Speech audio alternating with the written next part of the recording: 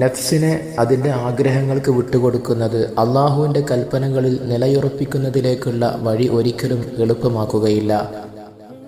നഫ്സിൽ നിന്നും ദൂഷ്യതകളും അനുസരണക്കേടും അള്ളാഹുവിൻ്റെ കൽപ്പനകളെ ഒഴിവാക്കലുമല്ലാതെ ഒന്നും അവന് കാണാൻ സാധിക്കുകയില്ല.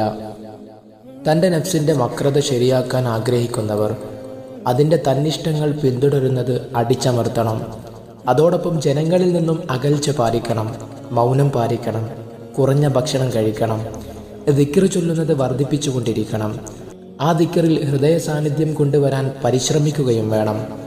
അതോടൊപ്പം ഹൃദയത്തെ അതിന് മുഴുകാൻ ഇഷ്ടമുള്ള ദുനിയാവിൻ്റെ കാര്യങ്ങളിൽ മുഴുകുന്നത് തടയുകയും ദുനിയാവിനെ ആഗ്രഹിക്കുന്നതും ഇഷ്ടം വെക്കുന്നതും വിലക്കുകയും വേണം.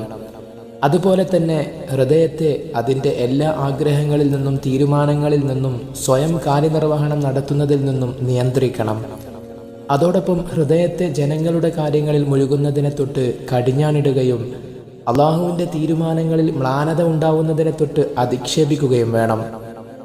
ഈ കാര്യങ്ങളിൽ നിരന്തരം മുഴുകിയാൽ നഫ്സിനെ ശുദ്ധീകരിക്കാനാവുകയും അതിൻ്റെ ദൂഷ്യതകളിൽ നിന്നും ഒഴിവായി അള്ളാഹുവിൻ്റെ കൽപ്പനകളെ അനുസരിക്കുന്ന അവസ്ഥയിലേക്ക് കൊണ്ടുവരാൻ സാധിക്കുകയും ചെയ്യും. അങ്ങനെ ചെയ്തില്ലെങ്കിൽ നഫ്സിനെ കീഴ്പ്പെടുത്തുന്നതിന് സാധിക്കുകയില്ല.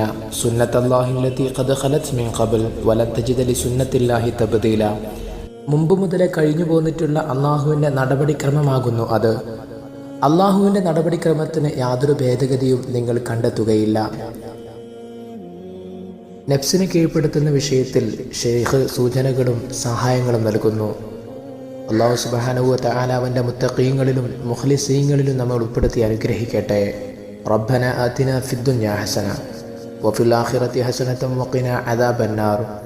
അസ്സലാമു അലൈക്കും വറഹ്മത്തുള്ളാഹി വബറകാതുഹു.